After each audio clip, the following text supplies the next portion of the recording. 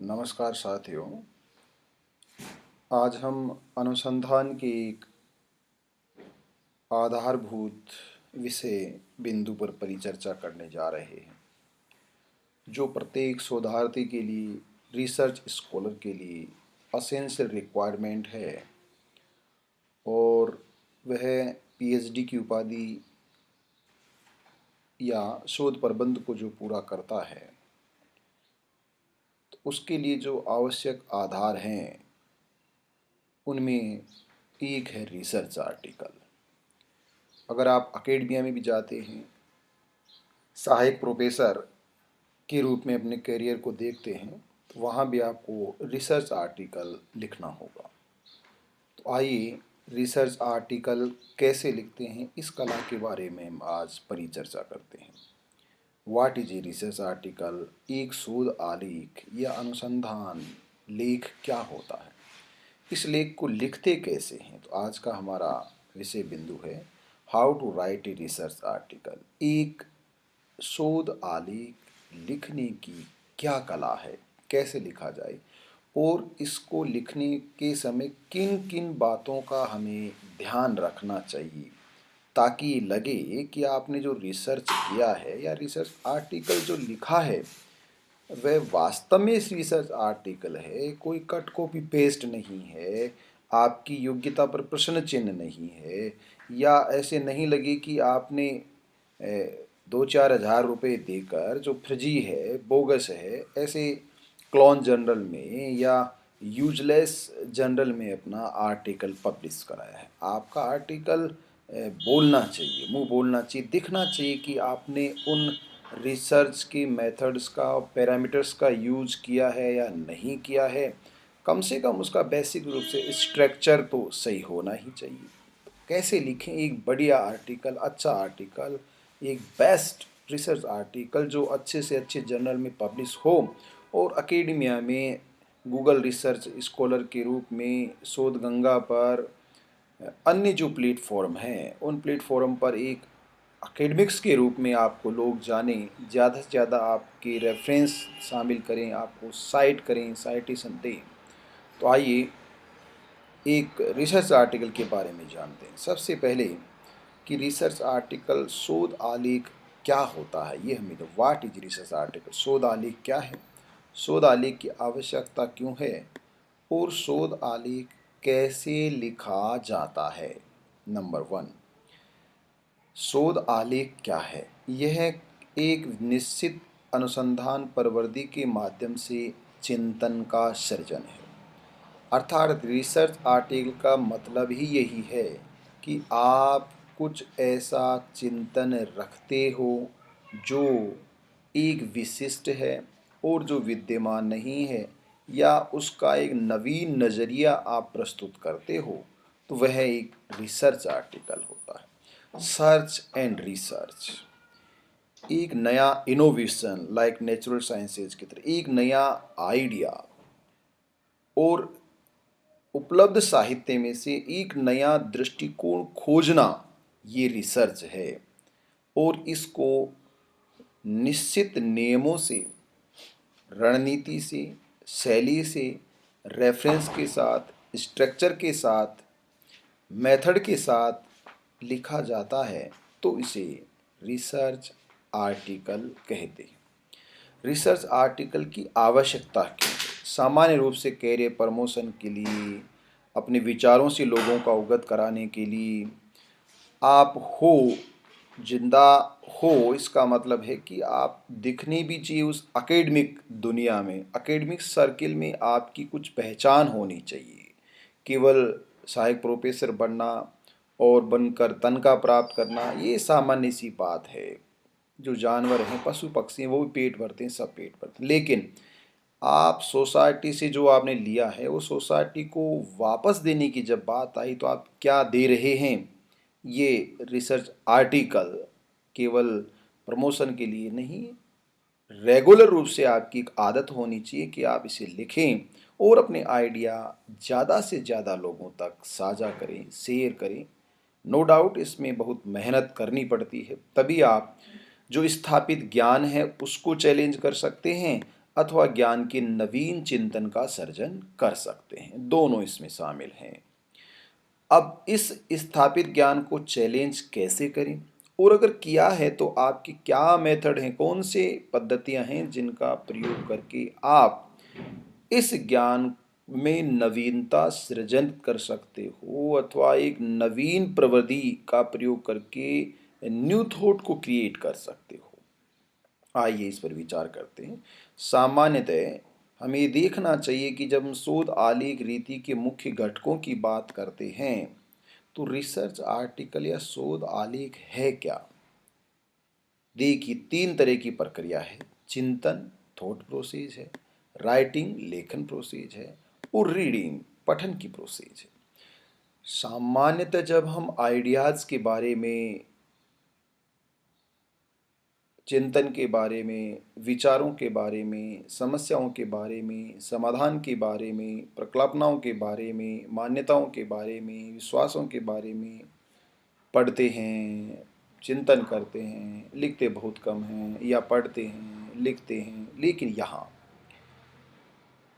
Brainstorming का काम होता है, मस्तिष्क में तूफान का काम है। आपको अधिक से अधिक सोचना पड़ता है, चिंतन करना पड़ता है, उसके बाद आपको लेखन करना पड़ता है, उसके बाद आपको पठन करना पड़ता है।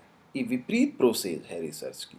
पहले आइडिया आपके दिमाग में आना चाहिए। आइडिया तो हो, आप विवेकशील प्राणी हो, आप भक्ति की तुलना में ज्ञान में विश्वास करते हो, आप विश्वास की तुलना में तर्क में विश्वास करते हो, और आप दिल की तुलना में दिमाग पर विश्वास करते हो, तो आप अनुसंधान कर सकते हो।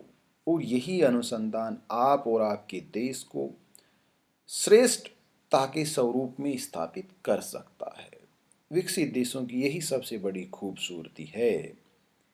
रिसर्च कल्चर वहाँ होता है, लेकिन अपने देश में रिसर्च थोड़ा बहुत जो किया जा रहा है उसका 90% जो हिस्सा है वो बाध्यता के रूप में, प्रमोशन के लिए, नौकरी की असेंशियल पार्ट होने के लिए, या ज़बरदस्ती किया जा रहा है, फेलोशिप के लिए किया जा रहा है। उसकी इच्छा ही नहीं है फिर भी उसको पीएचडी कराई जा रही है, वो करना नहीं चाहता फिर भी वह रिसर्च कर रहा है, तो आउटपुट नहीं होता उसमें कुछ भी। हाँ, क्वालिटी होती है, क्वांटिटी होती है, लेकिन क्वालिटी कभी नहीं हो सकती। संख्या में आप देखोगे बहुत नंबर्स बढ़ जाएगा। या जैसे न्यू एजुकेशन पॉलिसी की तरह देखिए मैं कि हायर एजुकेशन में जो एनरोलमेंट है वो बढ़ाएं, लेकिन यहाँ पंजीकरण बढ़ाने से जो आउटपुट है, निर्गत है, वो नहीं आता। निर्गत के लिए काम करना पड़ता है और इच्छा से मेहनत करनी पड़ती है। तो आइए, क्या क्या आधार होते हैं। सबसे पहले तो रिसर्च आर्टिकल आप किस विषय पर लिखना चाहते हैं, क्या आपका एरिया है, उस पर हम बात करते हैं। कौन सा आपका विषय है, किस विषय पर आप लिखना चाहते हैं।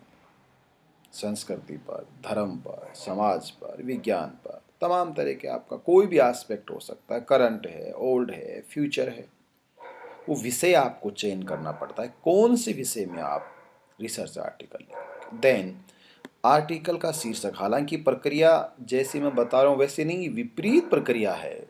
जैसे मैंने चिंतन, लेखन और पठन कहा है, उसके बाद ये बात आती है कि आप आर्टिकल लिखते हो, उसके क्या क्या लिटरेचर हैं उसको पढ़ना पड़ता है। उसके बाद ये शीर्षक जो है सबसे लास्ट में चुना जाता है, परंतु यहाँ स्टेप बाई की टाइटल होता है आर्टिकल का। वो टाइटल बेसिकली ज़्यादा बड़ा नहीं होना चाहिए, और अगर हम ये कहें कि टाइटल लगभग अधिकतम 10 से 15 शब्दों तक, या जितना छोटा टाइटल होगा, शीर्षक होगा, उतना ही अच्छा होगा। इसका मतलब ये कह सकते हैं कि अगर टाइटल की बात करें तो कम से कम ये कहा जा सकता है 10 से 15 शब्दों के बीच होना चाहिए। इससे बड़ा टाइटल नहीं होना चाहिए। बड़ा टाइटल बोरिंग है और ये बताता है कि आप का चिंतन का जो तरीका है वो वैज्ञानिक नहीं है, प्रामाणिक नहीं है। तो शीर्षक ऐसा होना चाहिए जैसे हिंदी में शीर्षक कहानी का चुनते हैं, संक्षिप्तीकरण का चुनते हैं बड़े पद्यांश में गद्यांश में से, तो वो उसको रिप्रेजेंट करना चाहिए। टाइटल ऐसे लगना चाहिए कि आपने जो अंदर मटेरियल लिखा है, जो मैटर लिखा है, उस सब को समायोजित कर रहा हो, रिफ्लेक्ट होना चाहिए। जो आपने लिखा वो उसमें दिखना चाहिए, टाइटल से ही पता लगना चाहिए कि जैसे कास्ट एंड डिप्लोमेसी आपने लिखा, तो ये अभिव्यक्त कर रहा है, तीन ही शब्द हैं कि कूटनीति में, राजनीति में जाति की क्या भूमिका रही है, इसको ये रिप्रेजेंट कर रहा है। ऐसे होना चाहिए। जैसे ज्योतिबा फुले और गांधी का शिक्षा और जाति प्रणाली पर तुलनात्मक अध्ययन, तो ये दिखना चाहिए कि गांधी और फुले की जो कास्ट और एजुकेशन सिस्टम है उसमें कंपैरेटिव मेथड का यूज करके आप कंपैरेटिव एनालिसिस करना चाहते हैं, तो शीर्षक अपने आप में एक प्रभावी भूमिका निभाता है। शीर्षक के जस्ट बाद की स्टेप होती है जिसको एब्स्ट्रैक्ट कहा जाता है, साक्ष्य से कहा जाता है। एब्स्ट्रैक्ट ये बेसिकली आपके आर्टिकल का एक छोटे से छोटा संक्षिप्तीकरण है जिसमें मेन बातें होती हैं। रिसर्च क्वेश्चन आपका हो सकता है, जो समस्या आपने फाइंड आउट, जो आपके दिमाग में आई है हाइपोथेसिस टाइप में, वो क्या है, आप क्या करना चाहते हैं, वो क्या इस आर्टिकल से साबित करना चाहते हैं, क्या आपकी पजल थी, रिसर्च पजल थी जिसकी वजह से आपने ये टाइटल चुना है और उसका आप उस रिसर्च पजल्स को सॉर्ट आउट करना चाहते हैं। तो एब्स्ट्रैक्ट ये जो बेसिकली अलग अलग आर्टिकल की अपनी अपनी रणनीति होती है, और सामान्य शब्दों में देखें तो कोई 150 या 200 तक मानता है, लेकिन हम ये कहें कि एक बढ़िया जो एब्स्ट्रैक्ट है, रिसर्च का एब्स्ट्रैक्ट अगर हम कहें तो वे कम से कम 200 से 250 शब्दों तक होना चाहिए, इससे बड़ा एब्स्ट्रैक्ट नहीं होना चाहिए। एक आदर्श की बात करें, मॉडल की नॉर्म्स की बात करें, तो ये एब्स्ट्रैक्ट होना चाहिए। तीसरा है कि कुछ कीवर्ड्स होते हैं, मुख्य शब्द होते हैं जिनको संकेताक्षर आप कह सकते हो। हर जनरल की अपनी एक पॉलिसी होती है, लेकिन वेल नोन जनरल हैं वो सामान्यतः एक जैसे होते हैं। कम से कम 4 से 7 शब्द इसमें होने चाहिए, और ये शब्द आप नॉर्मली नहीं चयन करें, आप देखिए कौन से ऐसे कीवर्ड हैं जो पूरे आर्टिकल में सबसे ज़्यादा आर्टिकल की भावना को, डेप्थ को और उसकी व्यापकता को प्रतिनिधित्व करते हैं, ऐसे शब्दों का चयन करना चाहिए। चौथे स्तर पर आता है उपलब्ध साहित्य। दो तरह के हैं, अगर आपका क्वालिटेटिव है, गुणात्मक ज़्यादा है, तो दार्शनिक आधार होगा तो न्यू आइडिया हो सकता है, तो एक नया साहित्य भी सर्जित किया जा सकता है जो समस्या दिखाई नहीं दे रही है या उसका नया परिप्रेक्ष्य, परंतु यदि उसके बारे में पहले से रिसर्च किया गया है, उसके बारे में पुस्तकें उपलब्ध हैं, आलेख उपलब्ध हैं, तमाम तरह की सरकारी रिपोर्ट और दस्तावेज उपलब्ध हैं, तो वो उपलब्ध साहित्य होता है। उस उपलब्ध साहित्य की हमें समीक्षा करनी होती है और उस साहित्य को पढ़ना पड़ता है। उसके बाद हम देखते हैं कि क्या उस साहित्य में कोई ऐसा पक्ष है रिसर्च का जो आपके दिमाग में आया है, उसको फाइंडिंग रिसर्च गैप के नाम भी कहा जाता है। शोध आलेख में है कि इसको साहित्य समीक्षा में इसको कहते हैं अनुसंधान अंतराल, research gap. What is research gap? शोध अंतराल क्या है? अनुसंधान अंतराल का मतलब है कि जो रिसर्च किया गया है और जो आप रिसर्च करने जा रहे हो, इन दोनों के बीच कोई असमानता है या नहीं है, दोनों तरीके से, तो इसे ही रिसर्च गैप कहते हैं कि अब तक के रिसर्च में कौन सा पक्ष रिसर्चर्स के द्वारा, शोधकर्ताओं के द्वारा शामिल नहीं किया गया, उठाया नहीं गया है, या उसको अनटच किया गया है, टच नहीं किया गया है, उसको फाइंड करना ही अपने आप में रिसर्च गैप है। ये आपको कहीं मिलेगा नहीं, ये आपको खुद को खोजना पड़ता है। आप बिब्लियोग्राफिक आर्टिकल लिखते हो, सामान्य आर्टिकल लिखते हो, अलग अलग तरीके से, वो अकेडमिया की हम बात कर रहे हैं। जनरल जो न्यूज़पेपर आर्टिकल है या वो रिसर्च आर्टिकल नहीं होता है, वो बेसिकली एक तरह से हम कह सकते हैं कि रिसर्च लेस होता है या बहुत कम उसमें संभावना है, वो स्ट्रक्चर नहीं है बेसिकली। तो रिसर्च गैप खुद रिसर्चर को ही फाइंड आउट करना पड़ता है, और ये तब आप कर सकते हो जब आप साहित्य का बड़े स्तर पर अध्ययन करते हो। बैठे बैठे रिसर्च गैप का पता नहीं चलेगा, तो साहित्य का अध्ययन करने के बाद ही आप रिसर्च गैप को फाइंड आउट कर सकते हो। तीसरा है, जब आपने समस्या को देख लिया, रिसर्च गैप को देख लिया, हाइपोथेसिस को देख लिया है, आपके रिसर्च क्वेश्चन हैं, तो अब आपकी जो हाइपोथेसिस है और जो रिसर्च क्वेश्चन हैं उनकी की जांच आप कैसे करोगे, उनकी फाइंडिंग कैसे करोगे, कंक्लूड कैसे करोगे, तो कौन से मेथड का आप यूज करोगे ताकि उस लिटरेचर और जो साहित्य है उसमें से जो रिसर्च गैप है उसको फिल कर सके, उसको भर सके। उस शोध अंतराल को आप कैसे ज्ञात करोगे? अलग अलग मेथड्स होते हैं, कंपैरेटिव मेथड होता है, इंटरव्यू मेथड होता है, क्वालिटेटिव मेथड होते हैं, क्वांटिटेटिव मेथड्स होते हैं। तो वो अनुसंधान पद्धति का आपको जो इंट्रोडक्शन वाला पार्ट है, परिचय का जो भाग है, शीर्षक हो गया, शीर्षक हो गया, एब्स्ट्रैक्ट हो गया, कीवर्ड हो गए, और उसके बाद इंट्रोडक्शन हो गया, शोध अंतराल जिसमें शामिल है। तो इंट्रोडक्शन में आपको रिसर्च मेथड बचाना है, परिचर्चा जिसको कहते हैं, इंट्रोडक्शन इसका पार्ट ही है अनुसंधान पद्धति, और ब्रीफ इंट्रो देना है उसके बारे में। यहीं पर आपको पूरा कंक्लूजन नहीं बताना है, केवल आधारभूत जानकारी देनी है। और सबसे अंत में जो होता है, जब आपकी फाइंडिंग हो जाती है, तो ये आपकी हाइपोथेसिस को कनेक्ट करने वाली है, डिसकनेक्ट करने वाली है, रिसर्च गैप को फिल करने वाली, अनफिल करने वाली है। इन दोनों के बीच कॉम्बिनेशन होगा जो कंक्लूड किया जाएगा, वो इम्पोर्टेंट प्रोसेस है। तो ये एक आधार है कि आप कैसे रिसर्च आर्टिकल लिखें। फिर इतना होने के बाद आपको आर्टिकल का प्रूफ रीडिंग करना है, पढ़ना है, बार बार पढ़ना है, 2-3 बार। वाक्य सही हैं, वाक्यों की संरचना सही है, वोकेबलरी सही है, ग्रामर सही है, वर्तनी सही है, टेंसेज का सही यूज किया गया है, इस समय की जो सिचुएशन है उससे वो अपडेटेड है या नहीं है, अद्यतन भी उसको करना पड़ता है। जो आपने लिखा है, आपने कहीं साहित्य चोरी तो नहीं की, प्लेजरिज्म तो नहीं किया, प्रॉपर रेफरेंस तो दिए हैं, दूसरे की बात को अपनी बात तो क्लेम नहीं किया, कहीं आप इस चोरी में फंस तो नहीं जाओगे, आपको सज़ा तो नहीं हो जाएगी, आपको पनिश तो नहीं कर दिया जाएगा, आपने दूसरे के विचारों को अपना तो नहीं बताया है। कितने प्रतिशत है, जनरल की गाइडलाइन होती है 10% से नीचे हो, 20 से नीचे हो, 40 से, जो भी है 10% तक यूजीसी ने मान रखा है, उससे नीचे होना चाहिए। आप 10% नकल कर सकते हो, बाकी आपको अपने आइडियाज़ लिखने होंगे। इस आर्टिकल में दो तरह की अंदर रेफरेंस होते हैं। एक तो जो आर्टिकल के अंदर जो रेफरेंस दिया जाता है इसको इन टेक्स्ट साइटेशन स्टाइल कहा जाता है, और ये साइटेशन शब्दों के अंदर एपी स्टाइल होती है, एमएलए स्टाइल होती है, शिकागो स्टाइल होती है। तो जो भी रेफरेंसिंग इन टेक्स्ट और आउट टेक्स्ट की स्टाइल हो वो पूरे आर्टिकल में सिमिलर होनी चाहिए। इन टेक्स्ट की तरह ही आउट टेक्स्ट में आपको देना है। तो इन टेक्स्ट मान लीजिए एपी स्टाइल में, पूरा एपी स्टाइल में देना है।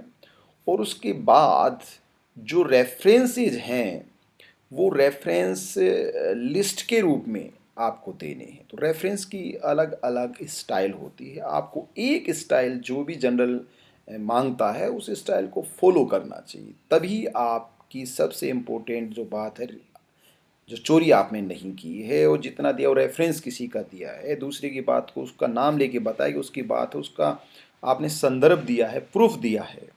और उसके बाद ये चेक करने के बाद एक रिसर्च जनरल जो है वो जनरल का आप चयन करोगे कि वो बोगस तो नहीं है, वह तुरंत रातों रात छापने वाला तो नहीं है, 1000-2000 रुपये में छापने वाला तो नहीं है, उसका रिव्यू बोर्ड है या नहीं है, या उसने क्लोन जनरल तो नहीं बना रखा है। ऐसे आप लालच में नहीं आना है, आपको जनरल का भी वेरिफिकेशन करना है, यूजीसी वेबसाइट से करना है। बोगस वहाँ भी डाल रखे हैं, 100 के आसपास क्लोन जनरल हैं। तो बहुत से साथी मेरे क्लोन जनरल में छपा देते हैं और फिर बाद में रोते रहते हैं, अच्छी बात नहीं है। आपको पहले सोच समझ कर कोई काम करना चाहिए। एक आप अकेडमिया की पार्ट हो, आप टीचर हो, आप प्रोफेसर हो, तो आप जांच पड़ताल करके ही आगे काम करें। ये साइंटिफिक मेथड है, क्यों रिसर्च कर रहे हो तो रिसर्च के तरीकों का भी आपको ध्यान होना चाहिए।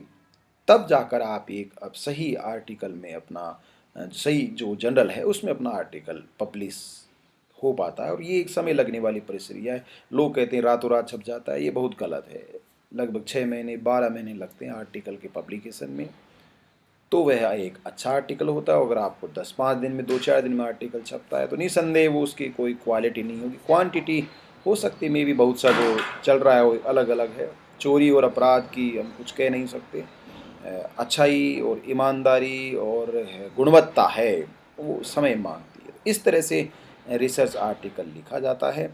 शायद पीएचडी करने वाले, एमफिल करने वाले या जो रुचि रखते हैं रिसर्च के मामले में, उन लोगों के लिए मेरा ये व्याख्यान बहुत ही उपयोगी सिद्ध होगा। और इन स्टेप्स को आप फॉलो करते हुए एक अच्छा आर्टिकल लिख सकते हो। सभी शोधार्थियों को इस मेरे चैनल को सब्सक्राइब करने के लिए, लाइक करने के लिए, शेयर करने के लिए, देखने के लिए, सुनने के लिए बहुत बहुत धन्यवाद। और यदि आपको और इससे संबंधित कुछ जानकारी चाहिए तो आप मेरे को कमेंट कर सकते हैं। मैं कोशिश करूँगा आपकी आकांक्षाओं को पूरी करने की। Thank you so much.